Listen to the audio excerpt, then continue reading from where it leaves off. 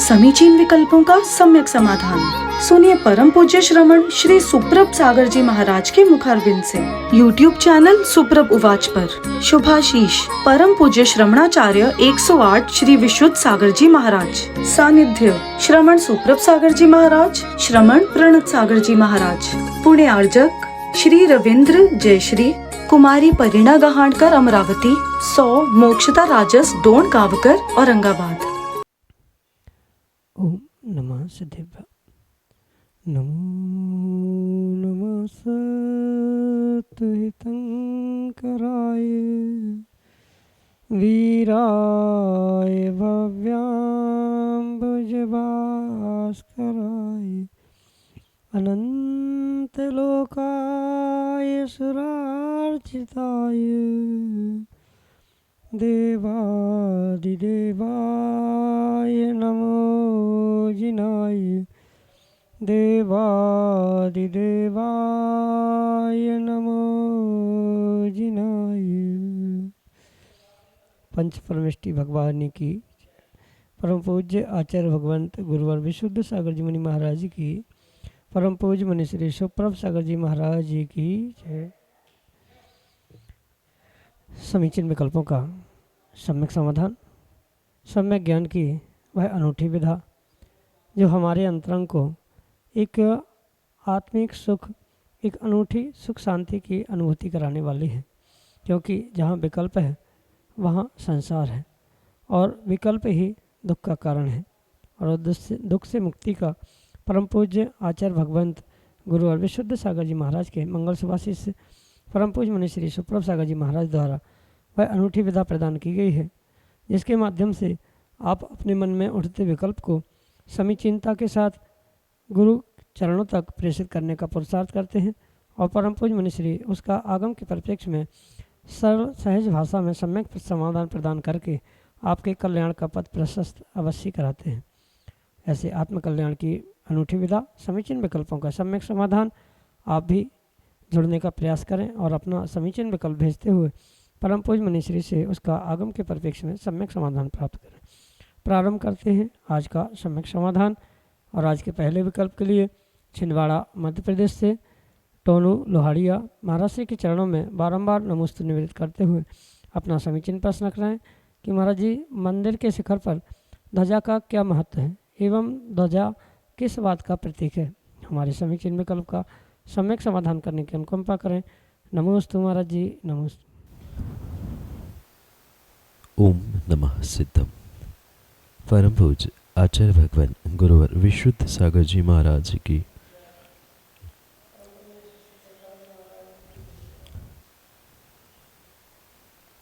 ध्वजा प्रत्येक धर्म संप्रदाय में एक बहुत मायने रखने वाली, एक उच्च स्थान प्राप्त करने वाली वस्तु। जिनागम की अपेक्षा से अगर हम जिन ध्वजा का महत्व समझे तो सबसे पहले इसे तो मांगलिक द्रव्यों में स्वीकार किया जाता है।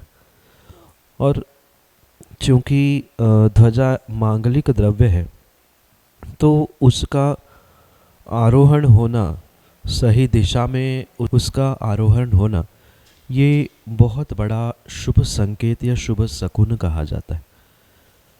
क्योंकि जो जिनागम के अनुसार ध्वजा का प्रमाण, ध्वजा कहाँ कहाँ लगाने से किस प्रकार से उसका फल प्राप्त होता है आदि बहुत सारी विशेष बातों को जिनागम के परिप्रेक्ष्य में समझने की आवश्यकता है।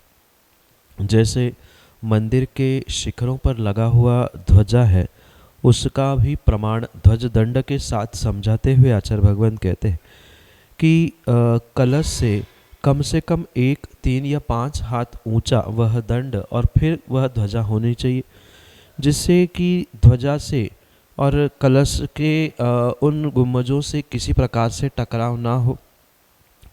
जितनी ऊंची वह ध्वजा होगी और जितनी व्यवस्थित रूप से फहराती रहेगी, उतनी ही वह मंदिर की सकारात्मकता, पॉजिटिविटी बाहर पहुंचाई जाती।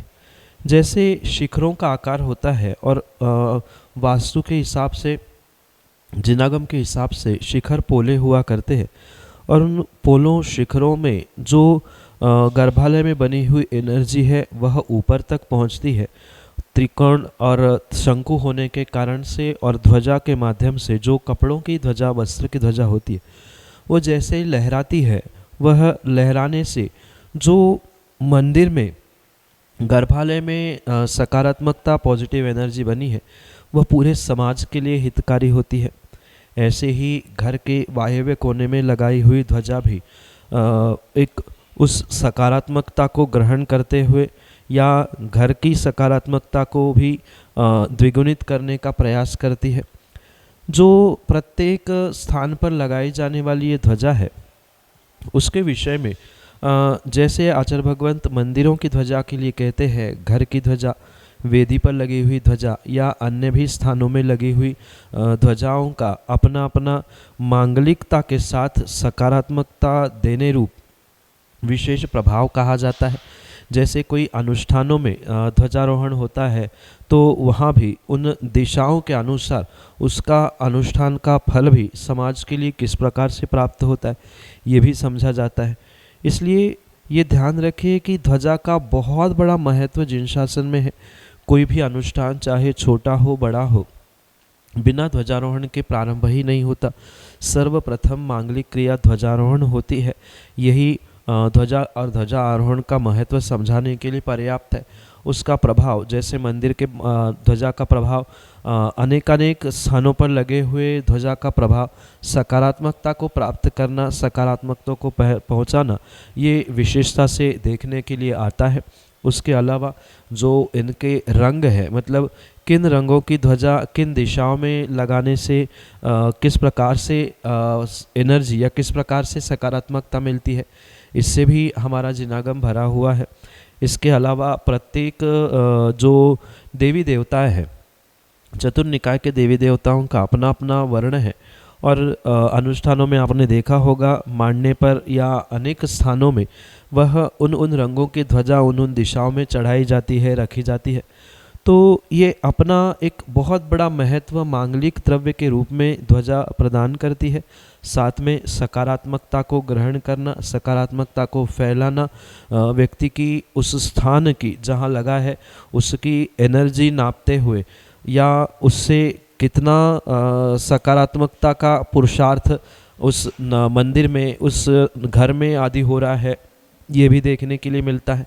तो बहुत सारे प्रभाव और बहुत सारा महत्व जिनागम में लिखा है और सर्वश्रेष्ठ ये मांगलिक द्रव्य के रूप में स्वीकार किया जाने से ये बहुत बड़ा महत्व इस ध्वजा का जिनागम में कहा गया। यही आपके लिए सम्यक समाधान। श्रीमती शोभा जैन, टीकमगढ़, मध्य प्रदेश से महाराज जी के चरणों में बारंबार नमस्ते करते हुए अपना समीचीन प्रश्न रख रहे हैं कि महाराज जी, यदि किसी अनिष्ट का संयोग प्राप्त हुआ है तो वह किस कारण से हुआ, एवं ऐसा क्या उपाय करें कि जिससे वह थोड़ा सा हल्का हो जाए। हमारे समीचीन विकल्प का सम्यक समाधान करते हुए हमारा मार्गदर्शन करने की अनुकंपा करें। नमोस्तु महाराज जी, नमोस्तु। इस संसार में इष्ट अनिष्ट का संयोग वियोग आदि ये तो सहज रूप से ही देखने के लिए आता है और ये सत्यता हर संसारी जीव को स्वीकार करने की आवश्यकता है। जो इष्ट का वियोग और अनिष्ट का संयोग उसे प्राप्त हो रहा है, ये कहीं न कहीं पिछले कर्म के नियोग से ही हो रहा है। उस व्यक्ति के प्रति जो पिछले पर्यायों में, पिछले भवों में या पिछले दिनों में भी जैसा जैसा आपने पुरुषार्थ करते हुए मन वचन काय के योगों के माध्यम से कर्म का आश्रयबंध किया है, बिल्कुल वैसा ही वह नियोग के रूप में संयोग वियोग आपके जीवन में घटित होता है। ये कोई मात्र किसी एक कर्म के निमित्त से नहीं, अपितु इसके पीछे भी बहुत सारे कर्मोदय, कर्मबंध, कर्म आश्रय आदि की व्यवस्था को समझना होगा। पर ये भी स्वीकार करना होगा कि इनमें भी कुछ विशेष ऐसा कर्म का नियोग, जैसे असाता वेदनी कर्म के नियोग से अनिष्ट का संयोग होना, इष्ट का वियोग भी इसी निमित्त से हो सकता है। इसके अलावा भी और भी अन्य कर्मों का वहाँ पर निमित्त बन सकता है। जैसे पूजन पाठ दर्शन आदि कार्य करने के लिए आप जा रहे हैं, पर वहाँ उस अनिष्ट संयोग प्राप्त होने के कारण से आप उन क्रियाओं में सहभागी नहीं हो पा रहे हैं, मंदिर नहीं पहुंच पा रहे हैं, या अन्य किसी प्रकार से शुभ कार्यों में इन अनिष्ट संयोगों के कारण से विघ्न आ रहा है, तो वहाँ पर अंतराय कर्म की मुख्यता समझी जा सकती है। क्योंकि व्यक्ति के एक समय में अनेक कर्म प्रकृतियों का उदय होता रहता है, और जैसा जैसा उसने पिछले पर्यायों में, पिछले दिनों में कर्म का आश्रयबंध किया है, वैसा वैसा ही वह वर्तमान में उदय में आता हुआ देखने के लिए आता है। इसलिए जो आचार्य भगवंतों ने इन्हें आर्द्र ध्यान के अंतर्गत रखा है, मतलब अनिष्ट संयोग होने पर बहुत कोई व्यक्ति बिलख रहा है, इष्ट का वियोग होने पर वह शोक कर रहा है, तो ये कहीं न कहीं वह स्वयं के असाता वेदनी कर्म से तो हो ही रहा है, पर अगर पुनः इन निमित्तों को प्राप्त करने से व्यक्ति दुखी हो रहा है, शोक कर रहा है, तो पुनः असाता वेदनी का आश्रय वहाँ होगा, क्योंकि वह आर्द्र ध्यान इन दोनों निमित्तों से कर रहा है। जो 4 प्रकार के आर्द्र ध्यान कहे, उनमें से ये मुख्य अनिष्ट संयोग के रूप में कहा जाता है। चाहे किसी स्थान में अनिष्ट का संयोग प्राप्त हो रहा है, वहाँ असाता वेदनी के साथ अन्य भी कर्म की प्रकृतियों को समझने की आवश्यकता है, क्योंकि जैसे कर्म की प्रकृतियों की मुख्यता से ये कार्य हुआ करता है, वैसा ही अनिष्ट का संयोग या इष्ट का वियोग व्यक्ति को प्राप्त होता है। इसलिए कोई एक स्पेसिफिक कर्म या मात्र एक कारण नहीं, अपितु इसके लिए यही समझे कि कर्म का जो वर्तमान में उदय चल रहा है, जिसका पूर्व में आश्रयबंध आपने किया है, उस नियोग से ही ये संयोग वियोग जैसे कार्य हो रहे हैं। और ऐसे कार्य घटित होने पर उस दुखदायक समय से या आने वाले दुखदायक समय से असाता वेदनी के आश्रयबंध से बचने के लिए एकमात्र उपाय आचार्य भगवंत कहते हैं कि जो हुआ है वह मेरे ही भूत के कर्तुति के कारण से हुआ है, मैंने जैसा किया था वैसा मैं आज फल भोग रहा हूँ।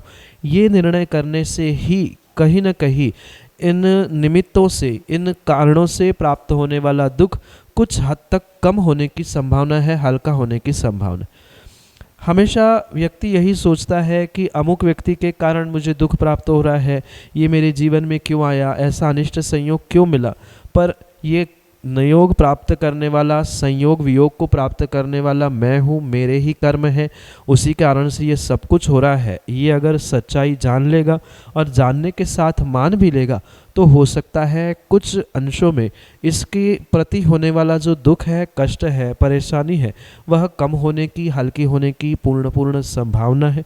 इसलिए इनके पीछे के कारणों को समझे, मैं ही इनका कारण हूँ, मैं ही इन्हें भोग रहा हूँ, और आज नहीं संभलूंगा तो पुनः आने वाले समय में मुझे पुनः असाता वेदनी का आश्रय होगा। ये समझने से ही कुछ हल्कापन इन निमित्तों को प्राप्त करने के बावजूद भी आप जीवन में धारण कर सकते हैं। इसलिए सीधा सा उपाय यही है कि अगर ऐसा कोई कार्य जीवन में घटित हो रहा है तो ये मेरी ही करतूत थी, मेरी ही भूल थी, अब मुझे संभल के रहना है। अब आने वाले समय के लिए मुझे पुनः दुख, असाता आदि का आश्रय नहीं करना है। ये सोच समझकर ही अपने आप को संभालना, उन निमित्तों से बचाने का प्रयास करना, और निमित्त मिलने पर भी अपने परिणाम परिणति को पुनः संभाल कर रखना, यही उपाय उन कर्मोदय को हल्का करने के लिए और भविष्य में ले जाने से बचाने के लिए किया जा सकता है। यही आपके लिए सम्यक समाधान। महेश संजैन, सोरई, मड़ावरा, उत्तर प्रदेश से महाराज जी के चरणों में बारंबार नमस्ते करते हुए अपना समीचीन प्रश्न रख रहे हैं कि महाराज जी, मंदिर में कई बार श्रावक गलत उच्चारण करते हैं, यदि उन्हें नहीं बताते तो ऐसा कहते हैं कि गलत सुनकर ध्यान न देने वाले भी पाप के भागीदार होते हैं, यदि बताते हैं तो वह क्रोधित हो जाते हैं, तो हम क्या करें? हमारे समीचीन विकल्प का सम्यक समाधान प्रदान करने की अनुकंपा करें। नमोस्तु महाराज जी, नमोस्तु। कुछ तो लोग कहेंगे, लोगों का काम है कहना, यानी जो समाजगण है, श्रावकगण है, आप उनके लिए अच्छा भी करें चाहे ना करें, उनका तो यही पुरुषार्थ रहता है कि आप जैसा भी करें वह उनको तो ढोलक दोनों तरफ से बजानी है। जैसे आपका कहना है कि कोई गलत उच्चारण करते हुए आप समझा रहे हैं तो भी आपकी ही बुराई है, नहीं समझा रहे हैं तो भी आपकी ही बुराई है। तो ये विवेक व्यक्ति को विशेष रूप से स्वयं से ही प्राप्त करने की आवश्यकता है कि ऐसी सिचुएशन में हमें कब, कहाँ, क्या और किस तरह से बोलने की आवश्यकता। क्योंकि नहीं बोलोगे तो कहेंगे क्यों नहीं बताया, और बता देंगे तो भी कहेंगे क्यों बता रहे हैं। तो कब, कहाँ, किस तरीके से बताना है, ये विवेक आपको सीखना होगा। जैसे मंदिर आदि में कोई गलत उच्चारण कर रहा है, ठीक है, उस समय उसने गलत उच्चारण कर लिया। जैसे उसके उपरांत मंदिर के बाहर या अन्यत्र कहीं वह व्यक्ति, वह श्रावक पुनः आपको मिलता है, तो उस व्यक्ति से उन दिनों की, उन क्षणों की, उन क्रियाओं की या गलत उच्चारण आदि की विशेष रूप से व्याख्या करते हुए उन्हें समझाने का प्रयास किया जा सकता है। क्योंकि स्वाभाविक सी बात है कि किसी व्यक्ति को तुरंत गलती होने पर टोका जाए और 4 लोगों के सामने टोका जाए तो स्वाभाविक रूप से उसे गुस्सा आएगी ही आएगी। इसलिए स्थान देखकर, समय देखकर विवेकपूर्वक निर्णय करना होगा कि व्यक्ति में सुधार भी हो, उसको बुरा भी ना लगे, उच्चारण भी ठीक हो जाए, उसकी क्रियाएं भी ठीक हो जाए। इसलिए ये विवेक समझाने वाले के पास होना चाहिए कि किस समय, किस स्थान पर वह उस व्यक्ति को समझा रहा है।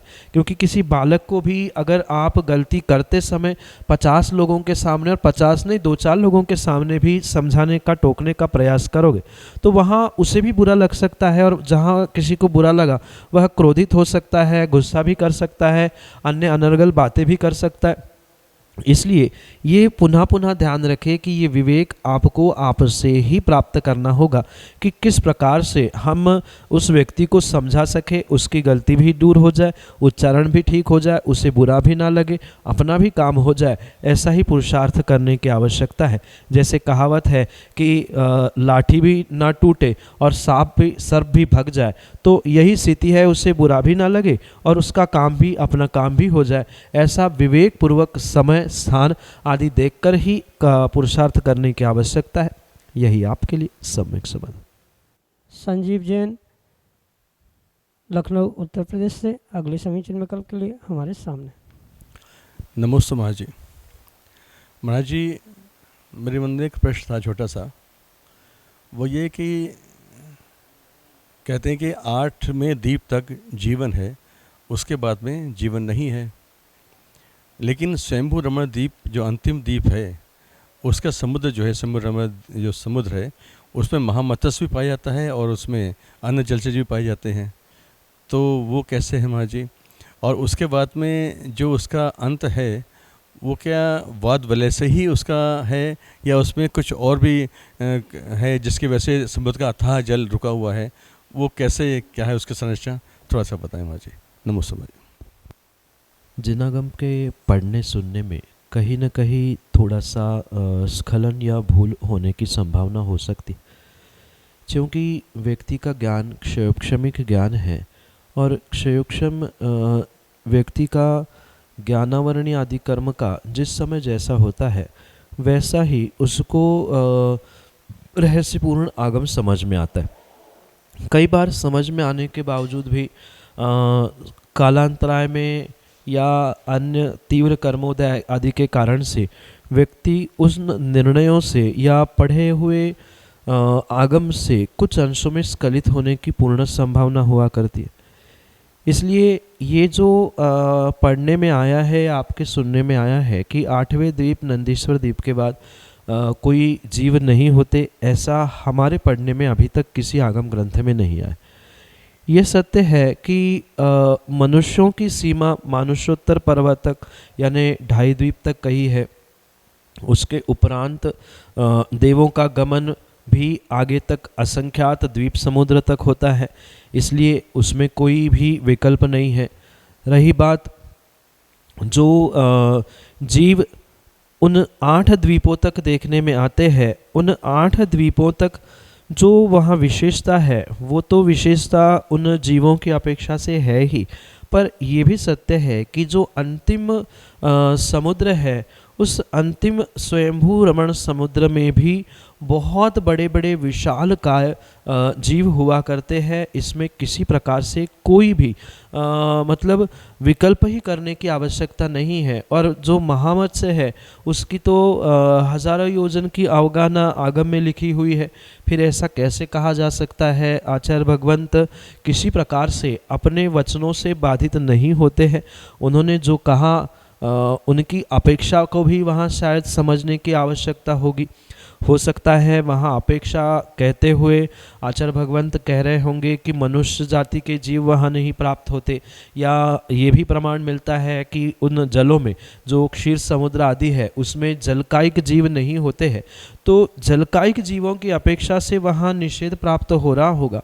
पर सामान्य रूप से उसके आगे मतलब 8 द्वीप या उसके आगे जीव ही नहीं होते, ऐसा कहीं पूर्वाचार्यों प्रणीत ग्रंथों में हमें अभी पढ़ने में नहीं आया है। क्योंकि ये सत्य है, स्वयंभू रमण समुद्र में महामत्स्य जैसे बहुत विशालकाय जीव होते हैं जिनकी आयु सामान्य रूप से नहीं अपितु पल्यों की भी हुआ करती है। इसलिए ये पुनः पुनः निर्णय करें कि ऐसी व्यवस्था अगर कहीं भी है या आपने पढ़ी भी है तो वहाँ आचार्य भगवंतों के अपेक्षा को समझने की आवश्यकता है। किन अपेक्षाओं से वहाँ ये समझाने का उन्होंने प्रयास किया है। जीव सृष्टि नहीं है, जीव नहीं है तो किस प्रकार के जीव नहीं है।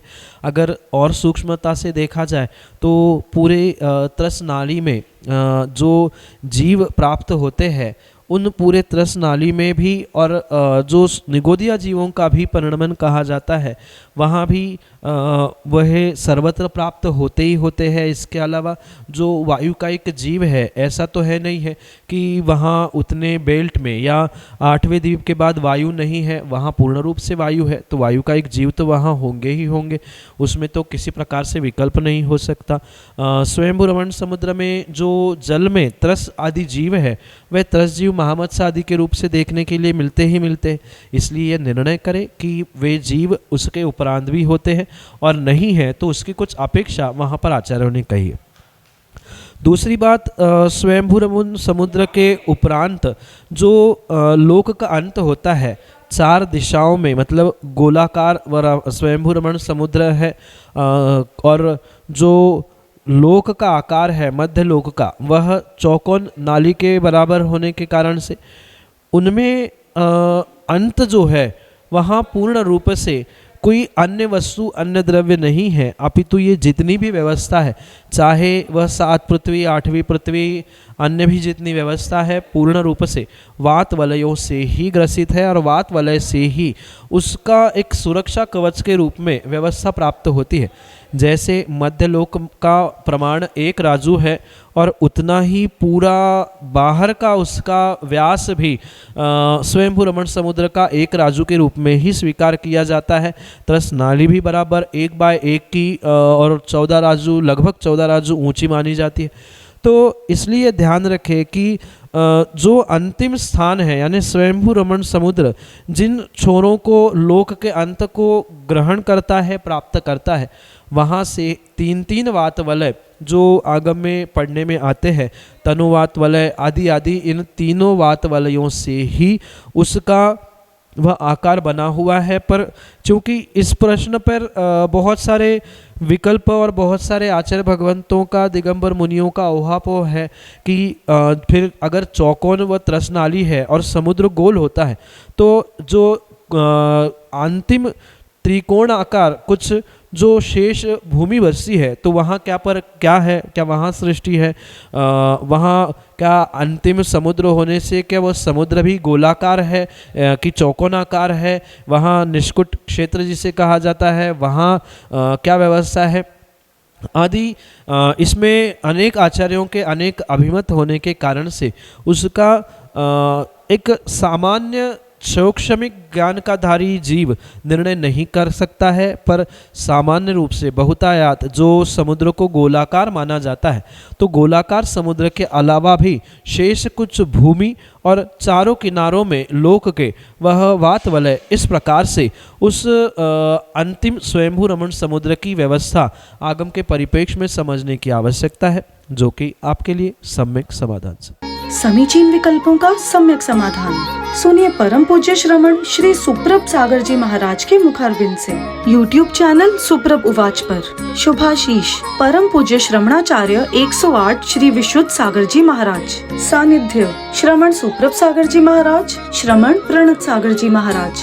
पुण्य आर्जक श्री रविंद्र जयश्री, कुमारी परिणा गहाणकर अमरावती, 100 मोक्षता राजस डोन कावकर औरंगाबाद।